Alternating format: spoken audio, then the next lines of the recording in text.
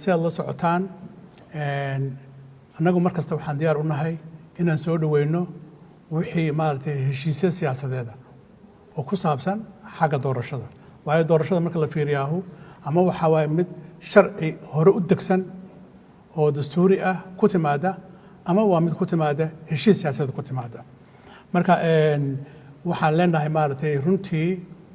heshiisyadii dhowaan dhacay sida maaragtay guddoomiye uu sheegay waxna waan soo dhaweynay waxna maaragtay muxuuha wax la yiraahdo waan saluugnay marka faahfaahinna maaragtay guddoomiyaha ka baxshay iyo afhayeenka ka bixiyay tan kalena waxaan runtii anigu jecelahay inaan maaragtay soo dhaweeyo doorka cusub oo uu qaatay prime ministerka oo ah si hayaha xukuumadda ah dhanka kalena walow annaga aan saluugsannahay in maaragtay macnaha prime ministerkiina dad gooniya la shiro madaxweynihiina dad gooniya la shiro taasoo ummadda Soomaaliyeed u arkayso laba kooxood kaliya masiirka ummadda Soomaaliyeed kaliya inay leeyihiin haddii loo arko in prime ministerkiina uu la shiro dad asaga ay qaraabo yihiin madaxweynihiina uu la shiro Jubbaland iyo Puntland uu la shiro taas meesha waxay ka saaraysaa maaragtay danta guud iyo maslaxadda ummadda meesha ka saaraysa taas maaragtay xoogaa saluugaas waan ka qabnaa waxaan jecelnahayna anagoo soo dhaweynayna wixii heshiis ah in maaragtay markasta la eego wanaagga guud ee ummadda la eego waxaan jecelahay inaan la wadaago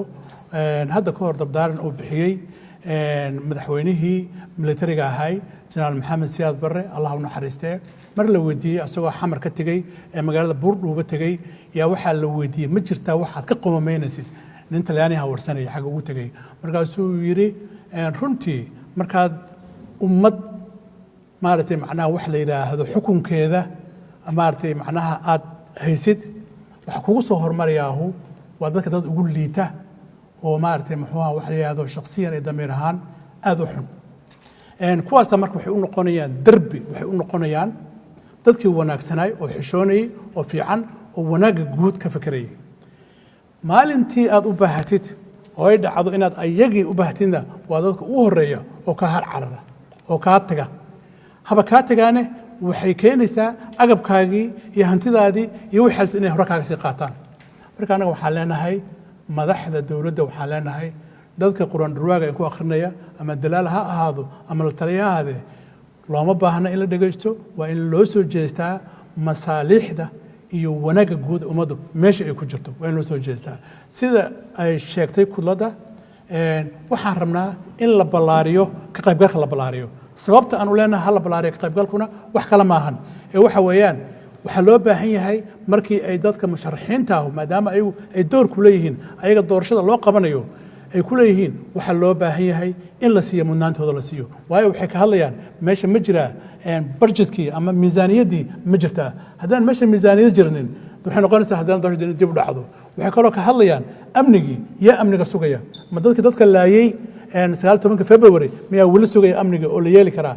waxa imaanaysa oo kale maaragtay macnaha in la helo korjoogtan in la helo waayo korjoogtayntu maaha kaliya maalinta codka la bixinayo oo ummad dhan la tusayo laakiin waxa way usbuuca ka dambeeya ayaa musmaas ku dhaqaa oo lacag u dhacda oo wax walba ay dhacaan in dadka korjoogtaynta ay la socdaan kabacdina ay helaan cidda ku xadgudubta doorashada dhaqaabteeda hesho marka taasi muhiim ugu tahay in laga qaybgeliyo dhammaan saamilada ummadda Soomaaliyeed laga qaybgeliyo waa taas midaan jecelnahay oo soo dhaweynayno waxaan rajaynaynaa sida ugu dhaqsaha badan in doorasho loo qabto macnaha ay heshiis siyaasadeed raali la isaga yahay ama santiin